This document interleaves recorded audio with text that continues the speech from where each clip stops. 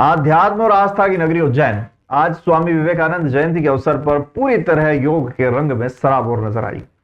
शहर के ऐतिहासिक दशहरा मैदान में आयोजित जिला स्तरीय सामूहिक सूर्य नमस्कार कार्यक्रम में युवा शक्ति का अद्भुत सैलाब उमड़ा। इस भव्य आयोजन में 4000 से अधिक छात्र छात्राओं ने एक साथ सूर्य की रश्मियों के बीच योग क्रियाएं कर अपनी शारीरिक और मानसिक दृढ़ता का परिचय दिया। कार्यक्रम का औपचारिक आगाज मुख्यमंत्री डॉक्टर मोहन यादव के विशेष संदेश के प्रसारण के साथ हुआ, जिसमें उन्होंने प्रदेश के युवाओं को स्वस्थ, फिट और ऊर्जावान रहने की प्रेरणा देते हुए योग को जीवन का अभिन्न हिस्सा बनाने का आह्वान किया। इस विशेष अवसर पर जनप्रतिनिधियों और प्रशासनिक अमले ने भी प्रोटोकॉल छोड़कर बच्चों के साथ योग की ताल से ताल मिलाई। विधायक अनिल जैन कालूहेड़ा, नगर निगम अध्यक्ष कलावती यादव, कलेक्टर रोशन कुमार सिंह, साथ ही एसपी प्रदीप शर्मा सहित तमाम आला अधिकारियों ने मैदान में उतरकर विद्यार्थियों के साथ सूर्य नमस्कार की सभी 12 मुद्राओं का 3 बार अभ्यास किया। रेडियो के माध्यम से प्रसारित हो रहे निर्देशों के अनुसार ठीक सुबह एक निश्चित समय पर हजारों हाथों का एक साथ उठना और झुकना अनुशासन की एक अनुपम मिसाल पेश कर रहा था। शिक्षा विभाग द्वारा आयोजित इस वैचारिक और शारीरिक संगम में न केवल योग की प्राचीन परंपरा को जीवंत किया गया, बल्कि नई पीढ़ी को विवेकानंद के स्वस्थ शरीर में स्वस्थ मन के संदेश से भी जोड़ा गया। कार्यक्रम का समापन सामूहिक राष्ट्रगान की गूंज के साथ हुआ, जिसने उपस्थित जनसमूह में देशभक्ति का संचार कर दिया। आयोजन की भव्यता और विद्यार्थियों के उत्साह ने स्पष्ट कर दिया कि उज्जैन की युवा पौध अपनी जड़ों और सेहत के प्रति कितनी सजग है। दाहिने पैर को भी पीछे ले जाए, पर्वतासन की स्थिति, कमर पूरी तरह से ऊपर उठी हुई है, एड़ियों को जमीन, अष्टांग नमस्कार, हाथों और पैरों के पंजे जमीन पर लगे हुए, घुटने, छाती और ठुड्डी, 8 अंग, 2 पैर, 2 घुटने, 2 हाथ, छाती और ठुड्डी, अष्टांग नमस्कार, 7 आगे की ओर श्वास भरते हुए भुजंगासन की स्थिति में पूरे शरीर को ऊपर की ओर खींचे, 8 पुनः पर्वतासन। जी आज युवा दिवस के अवसर पे दशहरा मैदान में जो सूर्य नमस्कार कार्यक्रम का आयोजन किया, हम सभी सौभाग्यशाली हैं कि इसमें शामिल हुए। और आज इस अवसर पे जो हमारी नई पीढ़ी है, जो हमारे छात्र हैं, इन सभी को स्वामी विवेकानंद जी के जीवन से प्रेरणा लेकर अपनी जीवन शैली और अपने राष्ट्र निर्माण के प्रति जो है प्रेरित किया गया है। और सबसे महत्वपूर्ण ये है कि अपने व्यक्तित्व विकास के लिए भी इनको अपने जीवन शैली में योग जो है ना सिर्फ शारीरिक फिटनेस के लिए, बल्कि अपने जीवन को सुधारने के लिए, अपने जीवन में बेहतर करने के लिए किस प्रकार से अपना योगदान हम देश के विकास के प्रति कर पाएँ, उसके प्रति भी इनको जो है आज प्रेरित किया गया, इनको जागरूक किया गया। और उम्मीद है कि ये युवा, ये छात्र जो हैं, स्वामी विवेकानंद के जीवन से प्रेरणा लेके राष्ट्र निर्माण की तरफ बढ़ेंगे। को ऊपर की ओर उठाइए, एड़ियों को जमीन पर लगाने का प्रयास, नाभि की ओर ध्यान, 9, अपने बाएं पैर को अब हमने आगे लिया है, 10, दाहिने पैर को भी आगे लीजिए, पादहस्तासन, सिर को घुटने की ओर ले जाए, उत्तानासन। युवा दिवस पर आज माननीय प्रधानमंत्री जी द्वारा कल्पना किया गया और प्रत्येक वर्ष इस साल इस दिन हम लोग सभी लोग एकत्रित होते हैं, सामूहिक तौर पर सूर्य नमस्कार और प्राणायाम करते हैं। योग हमारे केवल शारीरिक नहीं बल्कि मानसिक क्षमताओं के विकास के लिए भी बहुत ही अहम है। और इसकी सबसे सुंदर बात यह है कि इसके लिए कोई समय, जगह या स्थान निश्चित नहीं है। किसी भी समय, किसी भी स्थान पर, किसी भी परिस्थिति में आप 5 मिनट से लेकर 20 मिनट तक किसी भी समय पर योगा कर सकते हैं और ये पूरे सर्वांगीण विकास के लिए बहुत ही लाभदायक है। अवंतिका नगरी में मकर संक्रांति का उल्लास इस बार सियासी और पराक्रम के रंगों में रंगा हुआ नजर आ रहा है। शहर के आसमान में प्रधानमंत्री नरेंद्र मोदी और ऑपरेशन सिंदूर की थीम वाली पतंगों ने भी अभी से गर्मी बढ़ा दी है। युवाओं में इन विशेष पतंगों को खरीदने की जबरदस्त होड़ मची हुई है, लेकिन इस रोमांच के साथ ही जिम्मेदारी का एक बड़ा संदेश भी जुड़ गया है। महाकाल थाना पुलिस ने तोपखाना क्षेत्र के पतंग बाजार में मोर्चा संभालते हुए दुकान की सर्चिंग की, साथ ही पतंग खरीदने और पहुंचे बच्चों और शौकीनों को विशेष रूप से ये शपथ दिलवाई कि वे जानलेवा चाइना डोर का उपयोग कतई नहीं करेंगे। थाना प्रभारी गगन बादल ने बच्चों को संकल्प दिलाया कि वे न केवल खुद सूती धागे का उपयोग करेंगे बल्कि समाज को भी इस जानलेवा मांझे के प्रति जागरूक करेंगे। चाइना डोर से पतंग नहीं उड़ाएंगे। जो भी चाइना डोर से पतंग उड़ाएगा उसकी सूचना पुलिस को देंगे। बाजार में पतंगों की चमक तो है, लेकिन इस पर महंगाई की कन्नी भी साफ दिखाई दे रही है। तो अब काना के पतंग व्यापारी शाहिद नागौरी के अनुसार बांस, कागज और सूत जैसी कच्ची सामग्री के दाम बढ़ने से पतंगों की कीमतों में 20 से 25% तक का भारी उछाल आया है। परिवहन खर्च बढ़ने से भी व्यापारियों और ग्राहकों की जेब पर बोझ बढ़ा है, जिससे इस बार काटा है का शोर मचाना पहले के मुकाबले महंगा साबित होगा। बावजूद इसके शौकीनों के उत्साह में कोई कमी नहीं है और लोग अपनी पसंद की पतंगों के लिए ज्यादा कीमत चुकाने को भी तैयार हैं। पतंगे तो बहुत सारी पसंद कर रहे हैं लोग इस बार, और पतंगे नई नई भी बहुत तरह की आई हैं इस बार रेट थोड़ा हर साल के मुकाबले 25% ज़्यादा है।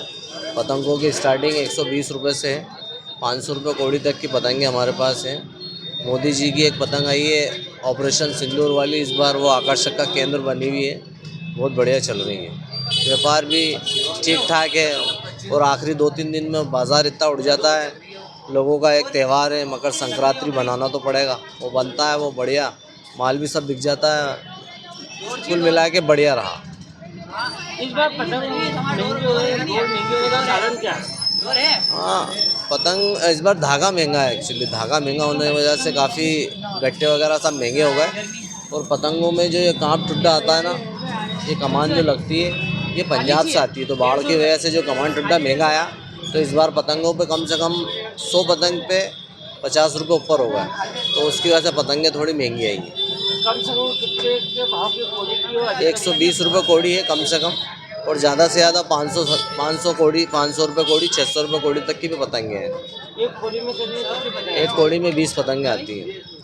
इस बार जैसे 2 दिन संक्रांति की रहेगी तो जैसा 300 रुपये कोड़ी। हाँ, इतना फ़र्क नहीं पड़ता है। मेन धंधा जो होता है वो 13 जनवरी का ही रहता है, और जो व्यापार होता है वो 13 जनवरी को होता है।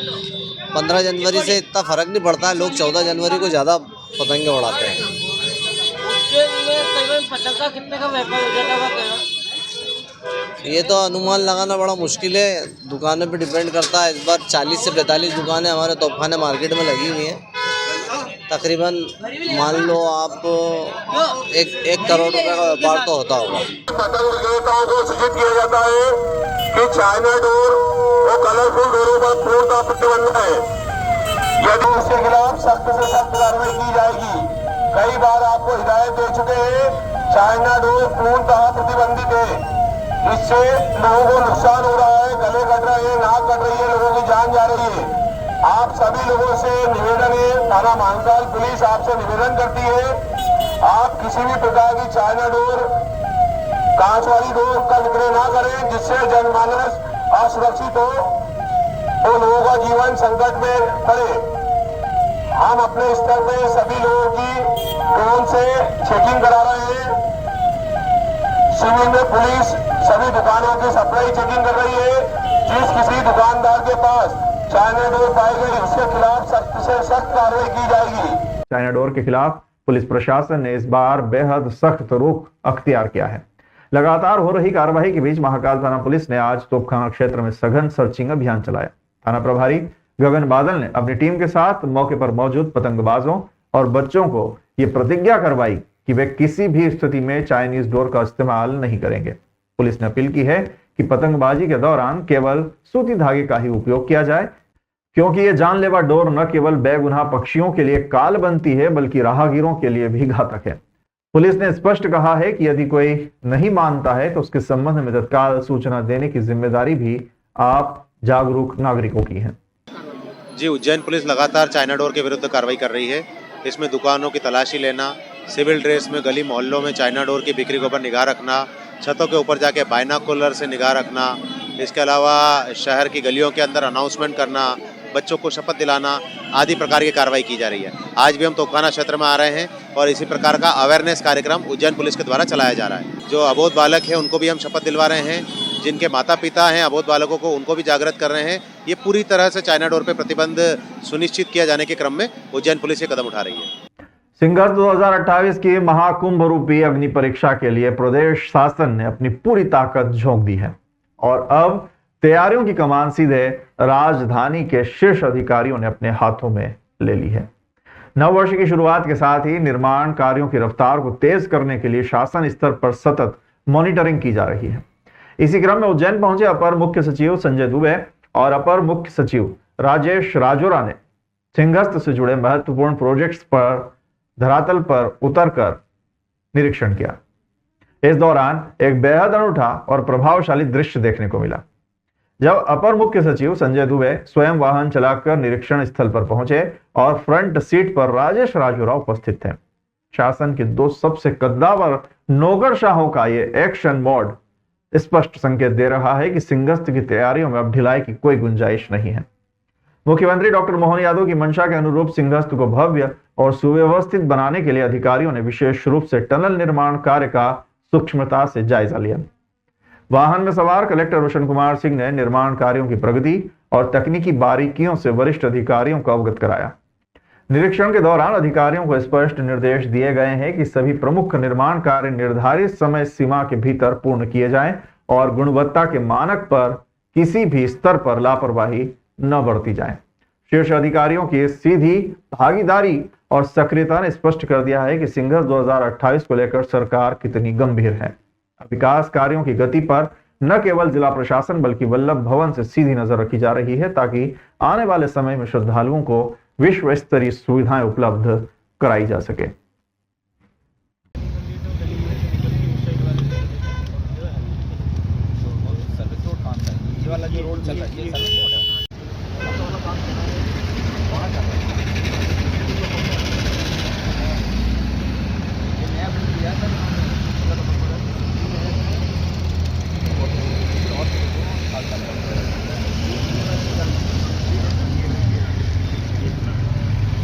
विश्व प्रसिद्ध महाकालेश्वर मंदिर की व्यवस्थाओं को लेकर अब उज्जैन नगर के प्रथम नागरिक और मंदिर प्रशासन के बीच सीधा टकराव सामने आ गया है। स्थानीय श्रद्धालुओं के अधिकारों की लड़ाई लड़ रहे महापौर मुकेश टटवाल ने मंदिर समिति पर गंभीर आरोप लगाते हुए मोर्चा खोल दिया है। टटवाल का आरोप है कि जब उन्होंने स्थानीय नागरिकों की सुलभ दर्शन व्यवस्था में हो रही धांधली के खिलाफ आवाज उठाई और आंदोलन की चेतावनी दी तो बदले की भावना से काम करते हुए प्रशासन ने उनके कोटे से जारी होने वाली 25 भस्म आरती परमिशन पर रोक लगा दी। दरअसल ये पूरा विवाद उस समय शुरू हुआ जब महापौर ने 10 जनवरी को कलेक्टर और मंदिर प्रशासक को पत्र लिखकर अवंतिका द्वार की अव्यवस्थाओं पर कड़ा एतराज जताया था। टटवाल का कहना था कि उज्जैन वासियों को आधार कार्ड दिखाकर शीघ्र दर्शन की जो सुविधा दी गई थी उसे मंदिर समिति ने मजाक बना दिया है, क्योंकि इस द्वार से प्रवेश के बाद भी श्रद्धालुओं को अंततः सामान्य कतार में ही धकेल दिया जाता है, जिससे सुविधा का मूल उद्देश्य ही खत्म हो गया। विवाद ने उस समय और तूल पकड़ लिया जब शनिवार रात महापौर के प्रोटोकॉल से भस्म आरती के लिए आवेदन करने वाले श्रद्धालुओं के पास पेमेंट न होने की शिकायतें पहुंचने लगी। टटवाल ने दावा किया है कि मंदिर समिति ने जानबूझकर उनके कोटे की स्वीकृति और परमिशन को ब्लॉक कर दिया था। इस खींचतान के दौरान प्रशासनिक अधिकारियों की बेरुखी भी चर्चा का विषय बनी रही। महापौर के अनुसार उन्होंने मंदिर प्रशासक प्रथम कौशिक को फोन किया, लेकिन उन्होंने कॉल रिसीव नहीं किया। मामला बढ़ता देख अब टटवाल ने कलेक्टर रोशन कुमार सिंह से सीधे संपर्क किया और अपनी नाराजगी बताई है। तब कहीं जाकर प्रशासनिक गलियारों में हलचल हुई और कुछ देर बाद मंदिर प्रशासक की ओर से परमिशन बहाल होने का संदेश आया। मंदिर की आंतरिक व्यवस्थाओं और जनप्रतिनिधियों के बीच की ये तकरार अब शहर में चर्चा का केंद्र बन गई है, जिसने महाकाल मंदिर प्रबंध समिति की कार्यप्रणाली पर कई बड़े सवाल खड़े कर दिए हैं। स्थानीय जन अब इसे महापौर बनाम प्रशासन के बीच वर्चस्व की लड़ाई के रूप में देख रहे हैं। मैंने हमारे जिला कलेक्टर जो प्रबंध समिति के अध्यक्ष होते हैं उनको मैंने पत्र लिख करके यह मांग की गई थी कि जो हमारी प्रबंध समिति में निर्णय हुआ था कि उज्जैन वासियों को अपना आधार कार्ड बता करके शीघ्र दर्शन करवाए जाएंगे, उसके लिए अवंतिका द्वार प्रारंभ किया गया। द्वार प्रारंभ भी है, लेकिन उसमें विसंगति यह हुई है कि उससे कुछ दिनों से उसमें द्वार से प्रवेश तो दिया जाता है, लेकिन आगे जाकर के सामान्य लाइन में मिला दिया जाता है, जो कि ठीक नहीं है। उसके जिस उद्देश्य के लिए हमने द्वार प्रारंभ किया गया था, वह उस उद्देश्य की पूर्ति नहीं करता है। तो मैंने यह मांग की कि जो शीघ्र दर्शन वाली लाइन है, जहाँ से हमने जब प्रारंभ किया था तो वहीं से दर्शन कराते थे, तो वहीं से पुनः प्रारंभ किया जाए। दूसरा, मैंने उसमें ये बात लिखी, जब भी कोई विशेष पर्व आता है या कोई विशेष दिवस होता है, उस दिन उस द्वार को बंद कर दिया जाता है।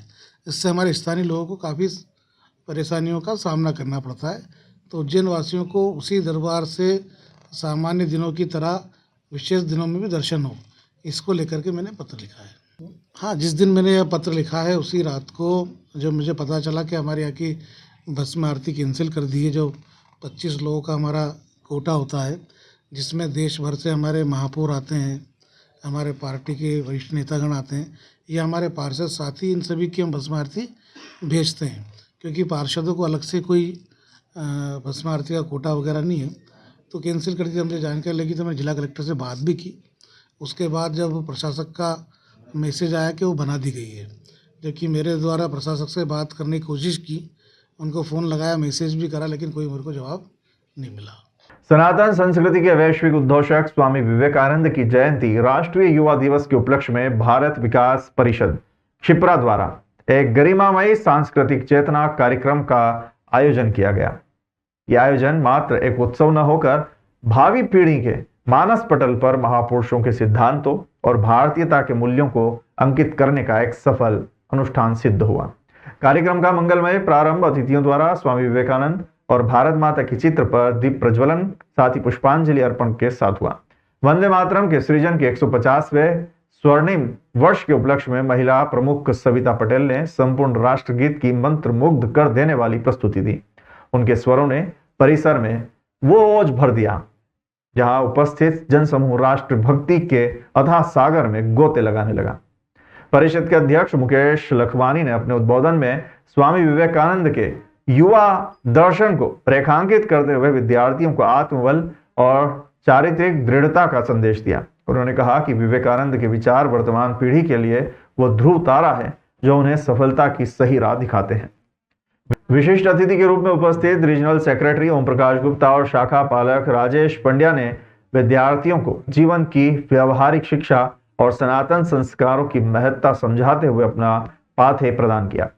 नारायणा ई टेक्नो स्कूल में आयोजित इस कार्यक्रम में 300 से अधिक छात्र छात्राओं ने अपनी उपस्थिति दर्ज कराकर महापुरुषों के गौरवशाली इतिहास को समझा। परिषद का मुख्य उद्देश्य बच्चों को पाश्चात्य संस्कृति के प्रभाव से मुक्त कर उन्हें अपने महान पूर्वजों के संदेशों और सनातन वैभव से अवगत कराना रहा। स्कूल की प्राचार्य धर्मपुरी उषा कल्याणी और डीन मनीष विश्वकर्मा ने परिषद के सराहनीय कदम को विद्यार्थियों के सर्वांगीण विकास के लिए आवश्यक बताया। कार्यक्रम का अत्यंत प्रभावी व कुशल संचालन नेहा गोयल ने किया, जबकि अंत में आभार प्रदर्शन अभिषेक गोयल द्वारा किया गया। और उनकी जयंती और राष्ट्रीय युवा दिवस के उपलक्ष्य में मनाया जाता है। मैं उन्हें शत नमन करता हूँ। ऊर्जा से भरे उनके भारत माता की आदि वंदे वंदे।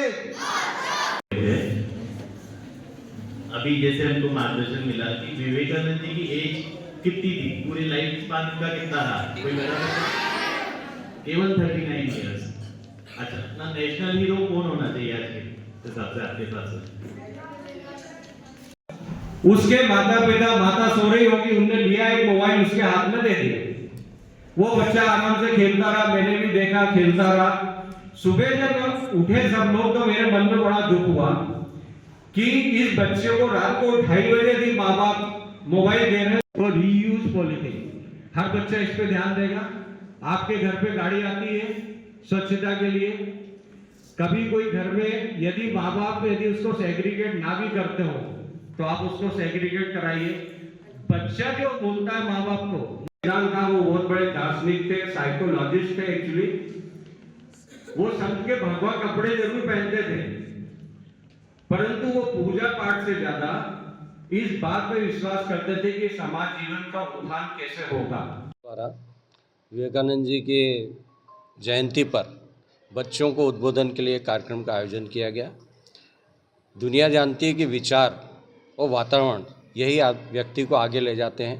हम उसी पॉइंट पे कंसंट्रेट करके किस तरह से इनका विकास हो, बच्चों का वातावरण को कैसे शुद्ध रखा जाए, पर्यावरण की शुद्धता की तरफ ये कैसे ध्यान दें, क्योंकि यदि पर्यावरण अच्छा होगा तो इनका जीवन भी सशक्त होगा, इनका जीवन अच्छा बनेगा, ये राष्ट्र सशक्त बनेगा। इसी बात पर इनको बच्चों को ध्यान दिलाया गया। आज विवेकानंद जी के जयंती पर भारत विकास परिषद शिप्रा शाखा द्वारा नारायणा ई टेक्नो स्कूल में कार्यक्रम आयोजित किया गया, जिसमें सर्वप्रथम तो हमने वंदे मातरम गीत, जिसके 150 वर्ष पूर्ण हो चुके हैं, वो पूर्णतः गीत गा के हमने अवसर का लाभ उठाया। उसके उपरांत हमने विवेकानंद जी के जो हमारे महापुरुष हैं उनके बारे में जानकारी दी, और हमारे भाई साहब ने बच्चों को आज नशा मुक्ति, और जो बच्चे आज मोबाइल में पूरे टाइम लगे रहते हैं और जो स्टडीज़ वगैरह बच्चे आज प्रॉपर कर नहीं पाते हैं, जो मतलब कि मुग़लों और इनके बारे में ही जानकारी दी जाती है, हमारे महापुरुषों के बारे में जो साहित्य की जानकारी नहीं दी जाती है। तो हमारा आज उद्देश्य जो था वो बच्चों को संबोधित करने का मुख्य उद्देश्य। नमस्ते। आज भारत विकास परिषद के द्वारा स्वामी विवेकानंद जी के जन्मदिन के अवसर पे हमारे स्कूल पे एक प्रोग्राम आयोजित किया गया है। उस पे हमने स्वामी विवेकानंद की जीवन के बारे में, उनसे क्या प्रेरणा ले सकते हैं, बच्चों को बताया गया है। अपनी सांस्कृतिक और सामाजिक विरासत को सहेजने वाला बैरवा समाज अब आर्थिक और औद्योगिक मोर्चे पर भी नई ऊंचाइयों को छू रहा है। इस प्रगति के प्रदर्शन के लिए शहर के अभिनंदन परिसर में बैरवा समाज व्यापार परिचय मेला 2026 का भव्य आयोजन किया गया, जो मध्य प्रदेश में समाज की व्यापारिक एकजुटता का अनूठा उदाहरण बनकर उभरा। कार्यक्रम का गरिमामय शुभारंभ नगर निगम सभापति कलावती यादव ने फीता काट कर किया। इसके बाद बाबा महाकाल के चित्र पर दीप प्रज्वलन के साथ इस वैचारिक और व्यापारिक कुंभ की शुरुआत हुई। आयोजन के मुख्य आकर्षक उज्जैन के प्रथम नागरिक और समाज के गौरव महापौर मुकेश टटवाल रहे। टटवाल ने मेले में लगे प्रत्येक काउंटर पर जाकर समाज के व्यवसायियों से विस्तार से चर्चा की और उनके नवाचारों की सराहना करते हुए उनका हौसला बढ़ाया।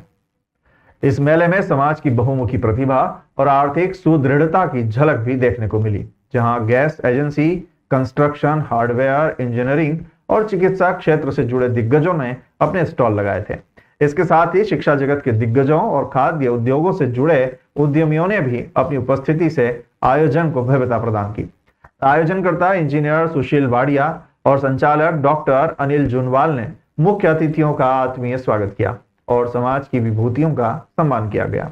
मुख्य आयोजक सुशील वाडिया ने स्पष्ट किया कि इस ऐतिहासिक आयोजन का मूल उद्देश्य समाज को व्यावसायिक दृष्टि से संगठित करना और एक दूसरे के सहयोग से आर्थिक तरक्की के द्वार खोलना है। मध्य प्रदेश के बैरवा समाज द्वारा उज्जैन में किया गया यह पहला ऐसा प्रयास रहा जिसने ये सिद्ध कर दिया कि यह समाज अब आत्मनिर्भर और औद्योगिक विकास की राह पर पूरी मजबूती से कदम बढ़ा चुका है। अभिनंदन परिसर में उमड़ी समाजजनों की भारी भीड़ ने इस पहल को सफल बनाया और भविष्य में भी ऐसे आयोजनों की आवश्यकता पर बल दिया। कलर्स हो गया, सैनिटरी का सामान वगैरह सब मिल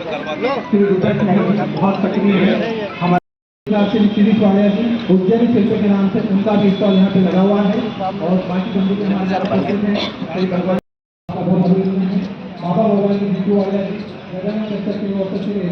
बहुत अच्छा हार्डवेयर की ओर से जितने जादूगर नवीन जादूगर पॉलिसी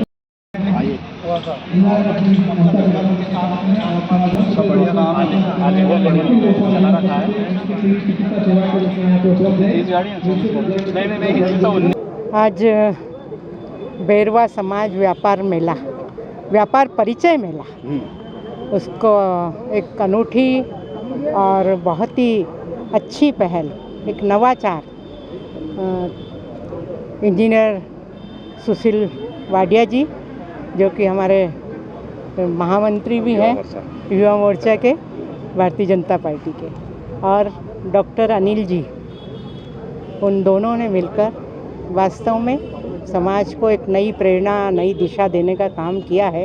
कि जितने व्यापारी यहाँ इस व्यापार मेले में आए हैं, इनसे प्रेरणा लेकर समाज के कई सारे लोग उनको मार्गदर्शन देने का भी काम इस मेले में किया जा रहा है। तो इस अनूठी पहल के लिए मैं बेरवा समाज को और व्यापार मेले की जो टीम है, पूरी समिति है, उनको सबको बहुत बहुत बधाई और शुभकामनाएं प्रेषित करती हूं। बेरवा समाज व्यापार मेला अभी वर्तमान में हम लोगों ने केवल हमारे समाज के जो उज्जैन शहर में बेरवा समाज का बाहुल्य है, बहुत सारे लोग नौकरी पेशा भी हैं, बहुत सारे लोग व्यापार में भी है, और कुछ लोग ऐसे हैं जिनको अभी पास व्यापार नहीं है, नौकरी नहीं है, बेरोजगार है। तो उनको रोजगार की दिशा में और व्यापार की दिशा में समृद्ध बनाने के लिए हम लोगों ने मेला लगाए हैं कि जिन लोग जो वर्तमान में भी व्यापारी हैं तो वो आपस में एक दूसरे का परिचय करें और उनसे प्रेरणा लेके जो दूसरे लोग हैं जिनके पास में रोजगार नहीं है, रोजगार की दिशा में आगे बढ़ना चाहते हैं, वो इनसे प्रेरणा लेके स्व उद्यमी बने, आत्मनिर्भर बने और अपने रोजगार को समृद्ध करें।